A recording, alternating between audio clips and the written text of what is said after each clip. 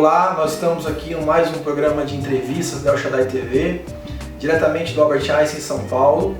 Nós estamos aqui hoje com o Dr. Rodrigo Tomás, que é uma das maiores sumidades na área de neurologista, uma das maiores sumidades na área de esclerose múltipla, um homem muito especialista aqui, que vai com certeza tirar muitas dúvidas para todos nós sobre a esclerose múltipla. Doutor? Obrigado pelo convite de participar da entrevista. Imagina. Eu espero que a gente possa esclarecer um pouco sobre essa doença que acomete muitas pessoas hoje no Brasil. Fala pra gente um pouquinho, doutor, o que é esclerose múltipla? Bem, na verdade, a esclerose múltipla é a principal doença neurológica que afeta os indivíduos jovens. A doença neurológica que afeta a bainha de mielino. Isso pode parecer um pouco complexo da gente explicar, então eu vou tentar facilitar. Os nossos neurônios que estão no cérebro, eles comandam as funções do corpo.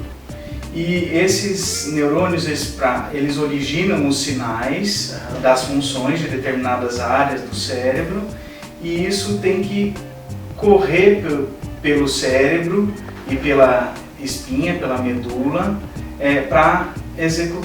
para que as funções sejam executadas. E essa transmissão de informação, ela é elétrica, e quem faz é um sistema de fiação elétrica igual a fiação que a gente tem na nossa casa, uma caixa de força e a fiação elétrica. Uma central? Uma central e os cômodos da casa com as suas, com a luz, por exemplo, o banheiro tem o chuveiro, etc.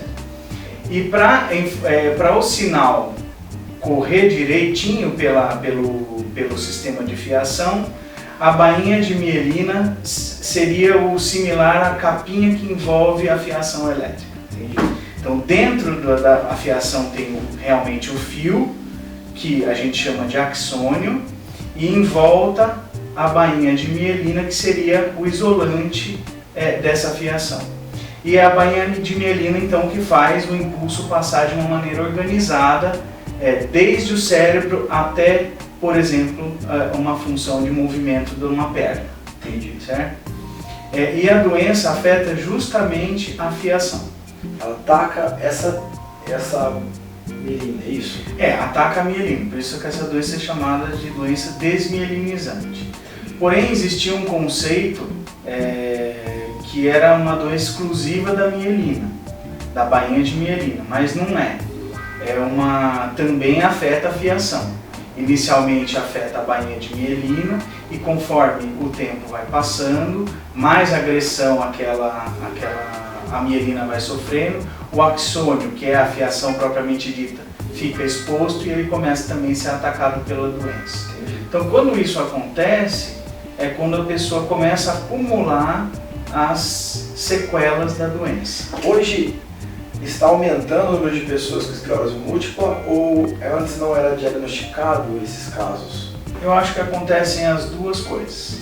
Hoje tem uma consciência maior sobre o que é esclerose múltipla, porque se tinha uma ideia que a palavra esclerose significava demência. Sim.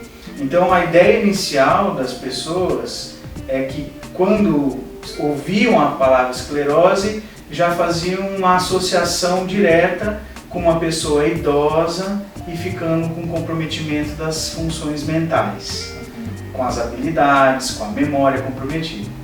E na verdade isso é um conceito que não está certo. Esclerose múltipla, esclerose significa enrijecimento, e no caso da esclerose múltipla seria o enrijecimento da bainha de mielina e da fiação dos axônios, então levando às consequências da doença. Isso passou por um processo de conscientização da população, de entender o que é uma esclerose, que seria a demência, e do que é a esclerose múltipla, que é essa doença que afeta os jovens.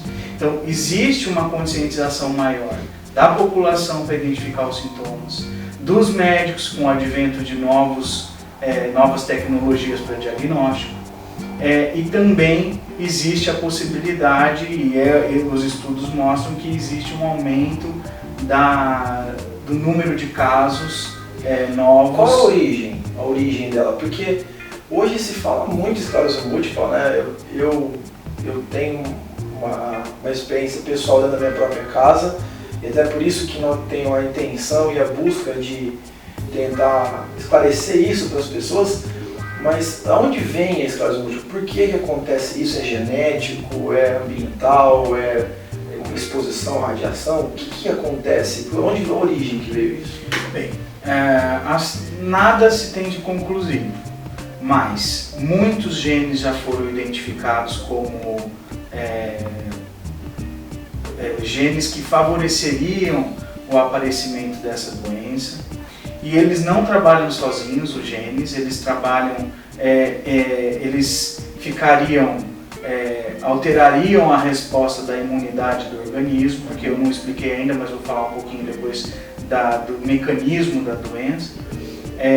Os genes esses genes que favoreceriam a essa resposta anormal do organismo, eles interagem com fatores do ambiente.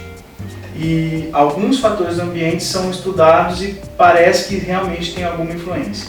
Por exemplo, exposição a alguns tipos de vírus, principalmente na adolescência, a baixa exposição à luz solar e, consequentemente, o nível mais baixo de vitamina D. Tem uma coisa, né, de países nórdicos ter uma incidência maior. Exatamente. Os países da América do Norte, onde com mais distantes da linha do Equador, eles têm uma concentração de pacientes muito maior do que aqui, né?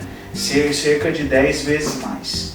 Existe um mapa da Organização Mundial de Saúde, que isso é de 2008. Isso é disponível se você entrar na internet. Esse mapa mostra a distribuição de casos por ano, ou casos a gente chama isso de prevalência ou incidência. Prevalência seria o número de casos naquela população, e incidência seria o número de casos novos por ano naquela população. E esse mapa da Organização Mundial de Saúde está disponível e a gente consegue perceber nitidamente as regiões de alta prevalência da doença e as regiões de baixa prevalência. O Brasil seria considerado uma região de baixa prevalência. Não se tem no Brasil estudos assim mais recentes mostrando qual é o número real de pacientes no Brasil. Mas existe um estudo do comecinho da década desse novo século que mostra assim, uma estimativa entre 15 e 20 pessoas afetadas para cada 100 mil habitantes. Existe, por exemplo, nós temos o advento da ressonância, que isso ajudou bastante, né, no diagnóstico da doença, mas assim, existem no Brasil mesmo lugares que são muito pobres, sem acesso à saúde. Existe a possibilidade de muita gente ter esclerose múltipla nem saber que tem? Existe. E como é que a pessoa, por exemplo, lá está na casa dele assistindo agora na nossa entrevista, diz assim, como é que eu sei se eu tenho, se alguém tem, quais são os sintomas, como que ele pode saber e para procurar um especialista, para poder procurar ajuda, quais são os sintomas que essa pessoa pode ter? Olha, os sintomas da doença, eles são muito comuns a outras doenças neurológicas. Então, por exemplo, se a pessoa de repente sente uma diminuição de movimentos numa parte do corpo, por exemplo, numa metade do corpo, num braço, numa perna, mas se ela for mais velha, se ela tiver hipertensão arterial, né, pressão alta, se ela tiver diabetes, se tiver colesterol alto, se fumar, esses sintomas muito provavelmente são de um problema de um derrame cerebral, né, de uma dificuldade na circulação. Só que uma pessoa jovem que apresenta um problema de diminuição de força, não muito assim, de uma hora para outra, não de um momento para um outro, mas que vem gradativamente acontecendo em alguns dias, algumas semanas, que pode ser diminuição de força muscular, né, dificuldade de movimentos, incoordenação motora, né, tem dificuldade, por exemplo, para coordenar direito os movimentos dos braços, dificuldades na sensibilidade do corpo, tipo formigamentos, dormências, desequilíbrio para andar, tontura, perda visual, de repente perde uma visão de um olho. Então esses sinais numa pessoa jovem são muito sugestivos da doença, mas só os sintomas não ajudam a gente no diagnóstico.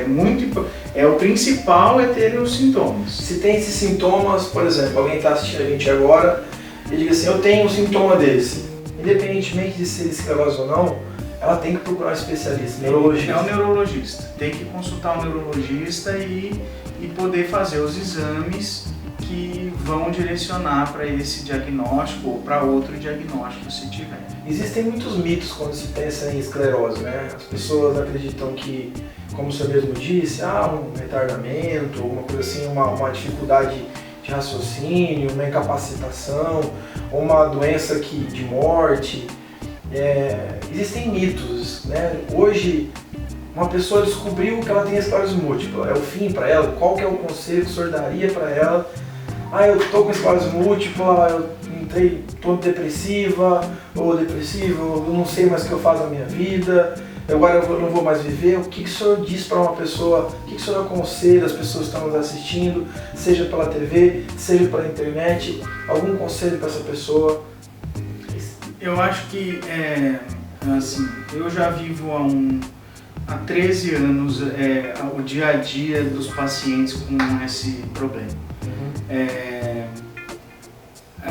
De alguns anos para cá, vou dizer de uns 5 anos para cá, houve uma mudança na capacidade da gente tratar essa doença.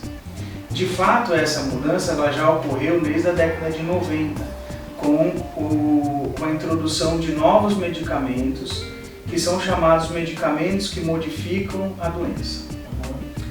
Essas medicações, elas realmente mudaram a história natural da esclerose múltipla. Toda doença tem uma história natural. E até o início dessas novas terapias, da década de 90, o que a gente via eram as pessoas ficando realmente comprometidas, principalmente na capacidade de andar, e necessitando de aparelhos para ajudar na locomoção, desde uma bengala, até muletas ou andador, até cadeira de rodas. E algumas pessoas com umas formas muito graves, chegando a ficarem sem nem condição de ficar sentados na cadeira. Houve uma grande revolução no tratamento da doença, com a introdução desses novos medicamentos. Então, essa história natural, sem interferência de medicações, agora com a interferência de medicações, foi modificada. Então, hoje a gente vê pessoas ficarem menos comprometidas, vê pessoas ficarem com menos dificuldades no caminhar e nas outras funções. E de alguns anos para cá, nos últimos 5 anos para cá, uma outra revolução com medicamentos mais eficazes e que aparentemente, assim, pela nossa vivência, pela vivência já de algum tempo mais no mundo, as pessoas ficam muito melhores e até com possibilidade de não ficarem comprometidas dessa maneira, né? Tudo depende muito de como que a doença e o indivíduo e a pessoa interagem. Tudo depende da pessoa, como que ela recebe e aceita as medicações. Depende também de uma mudança do estilo de vida, no sentido de viver uma vida mais saudável, principalmente saber enfrentar situações de estresse, porque muitas vezes a gente vê os surtos da doença, porque a doença ela se manifesta no início em crises, em surtos, e esses surtos têm muita relação com o estresse, né? Então, eu visualizo hoje uma perspectiva muito boa. Existem pessoas que têm um surto, por exemplo, e nunca mais têm também, não tem? Existem. Ou demoram anos para ter, né? Então não existe uma regra, é uma característica da esclerose múltipla ser uma doença imprevisível. Você não sabe como que vai começar, se está começando hoje, como que ela vai se comportar. A gente tem algumas pistas de como, no início, como ela pode se comportar, e até para você planejar um tratamento mais agressivo no começo, ou um tratamento mais, vamos dizer, mais convencional no começo, ou saber rapidamente como mudar uma estratégia de tratamento caso a doença se manifeste de uma maneira mais agressiva. E cerca de 20% das pessoas que começam esclerose múltipla, eu costumo dizer assim, a gente tem dois caminhos para seguir, o da direita e o da esquerda. O da direita é um caminho de poucos problemas, um caminho bom. A pessoa vai conviver com isso e não vai ter muitas interferências, e cerca de 10, 15 anos depois, a doença se mostra, se é que a gente pode chamar de benigna, quer dizer, branda, leve, com pouco comprometimento. Mas a gente não tem como prever no início, você tem que acompanhar e ver se isso vai acontecer. Os outros 80% das pessoas vão pegar, vamos dizer, a mão da esquerda. E essa mão da esquerda também tem dois caminhos a seguir, né? Que pode ser uma doença muito agressiva, não responder aos medicamentos convencionais e a pessoa ficar rapidamente comprometida nas suas funções. E também dentro desse parâmetro de ter desse caminho, de ter alguns surtos ou não, a gente escolher uma terapia mais assertiva e conseguir modificar a trajetória dessa doença. Então, eu tenho muita confiança nas terapias. Eu percebo que as pessoas são muito resistentes à mudança do estilo de vida e se deixam tomar pelo estresse principalmente, né? Mas é difícil nesse nosso mundo hoje, com todos os problemas que a gente tem. E é muito difícil também para a família, né? Porque eu não sei se todos vocês sabem, mas eu tenho a minha esposa, ela é portadora de esclerose múltipla, e realmente é um grande desafio emocional para casa. E uma das coisas muito importantes é a família também ter conhecimento do que é esclerose múltipla. Porque a gente atendi, por exemplo, uma situação onde os familiares achavam que a pessoa, literalmente chamavam a pessoa de vagabundo, sabe assim? Porque uma das características da esclerose múltipla é dar uma estafa muito grande, né, física, né, doutor? E aí a família, não, beleza, mas ele é frescura, sabe assim? E a pessoa dizia, eu não consigo, estou estafado. E na verdade, jogando uma pessoa especificamente num quarto quente, sem ar-condicionado, que é também um outro fator importante na questão da temperatura. Então assim, o que o senhor poderia dar de conselho também para os familiares, né? Como lidar com isso, o que fazer, né? Também isso é muito importante. Eu acho que o principal primeiro, aliás, não tem um fator principal, mas eu acho que a base tem que ser o amor da família, porque a gente percebe que eu já vivi várias situações de a pessoa tem a doença, no geral são mulheres, é muito mais frequente mulheres do que homens, e as mulheres acabam sendo abandonadas pelos maridos.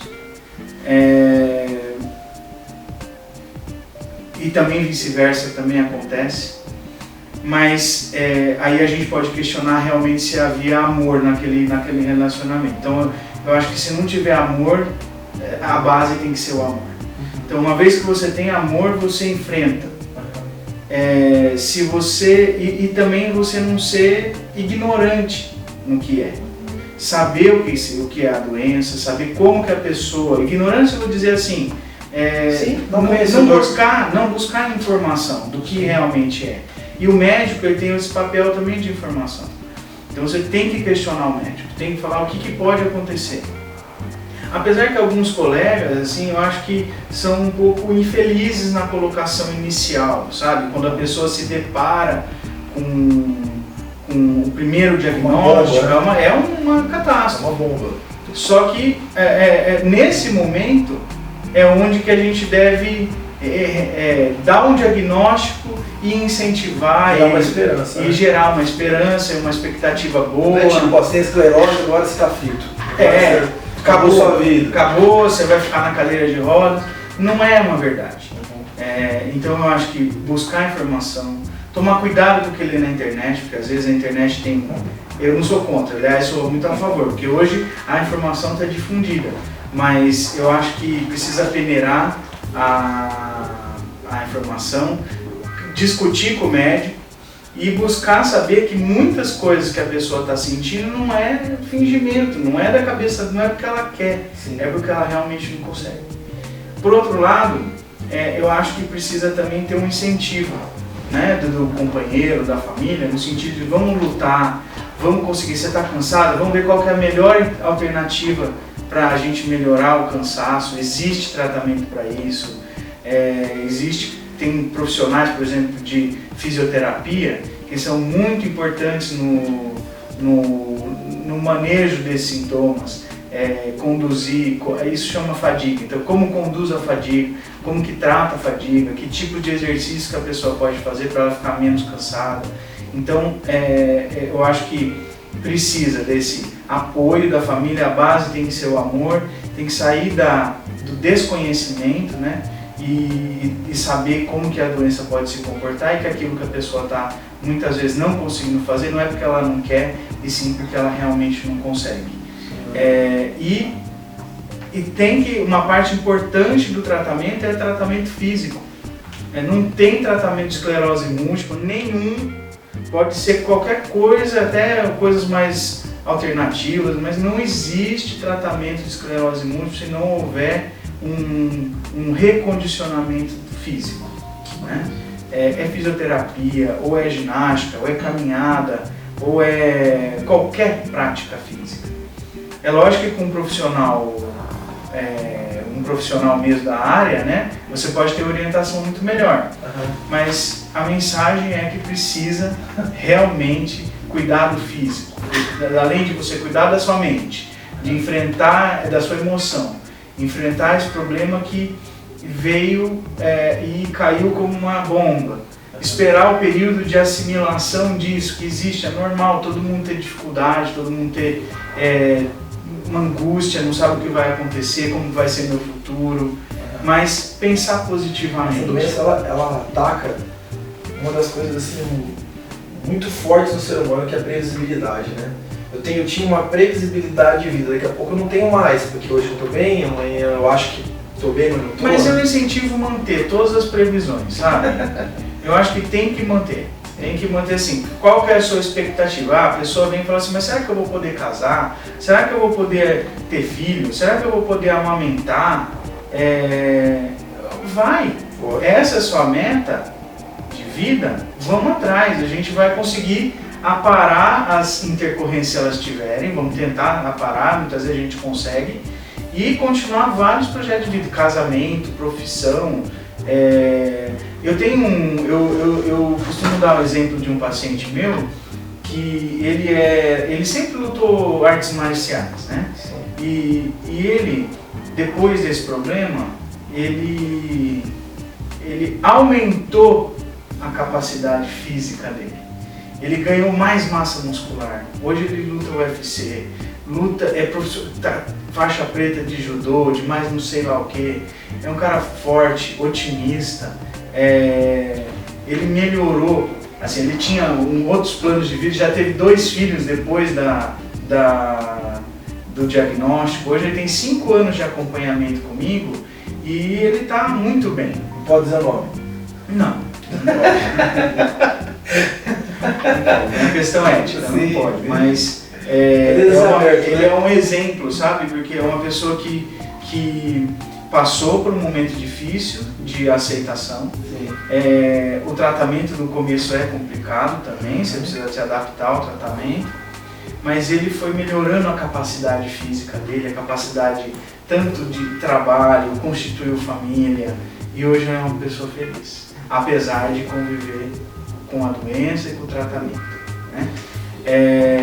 A gente falou assim, algumas coisas aqui, algumas coisas ficaram perdidas aí no meio assim, eu ia explicar um pouquinho do mecanismo, mas eu estava falando só a pessoa tem que cuidar da parte física, cuidar da parte mental e botar fé. Tem que acreditar, né? Tem que acreditar que vai dar certo. Se não tiver esse pensamento otimista, por mais que você faça, ainda você pode ser tomado pela doença. Então, a mudança do jeito de pensar e de encarar. Porque essa doença, ela é autoimune. Esses genes que eu falei no início, eles comandam a resposta da imunidade do organismo. É eu me atacando. Então, tem um princípio de autodestruição, né? De autodestruição. Os genes comandam, reconhecem errado partes do corpo. Isso é um mecanismo básico de todas as doenças autoimunes. Pode ser lúpus, pode ser tiroidite, doença da tireoide. Então, essa doença é autoimune. O corpo está voltado a atacar estruturas do próprio corpo. Então, é uma coisa que está aqui dentro, está acontecendo ali dentro. E você tem que ter o domínio do seu organismo, né? Então, acho que você consegue, junto com o tratamento, mudando esse jeito de encarar a vida, de encarar o estresse, os problemas, isso pode ser muito favorável. Doutor, o senhor, se alguém, por exemplo, estiver lá na sua casa agora e quiser entrar em contato com o senhor, quiser procurá-lo ou procurar no centro, o que o senhor indica? Qual o contato que a gente poderia ter com o senhor? Eu me formei na Santa Casa de São Paulo. Sim. E eu fiz neurologia lá, e desde o princípio da neurologia eu atuo junto do Centro de Esclerose Múltipla. Sim. Hoje eu tenho a oportunidade de ajudar na coordenação do centro, e nós criamos um site.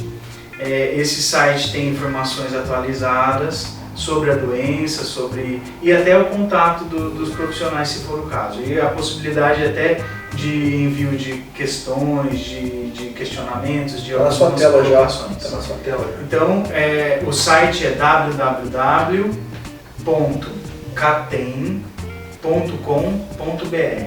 O Catem é C-A-T de tatu, E de esclerose, M de múltiplo. Catem. Centro de Atendimento e Tratamento da Esclerose Múltipla da Santa Casa de São Paulo. Obrigado. Muito obrigado. Obrigado, doutor, mais uma vez pela participação. Muito obrigado. Foi com certeza um tempo muito especial com o senhor e com certeza vai trazer muita informação e muito conhecimento para todos que estão nos assistindo. Obrigado, doutor.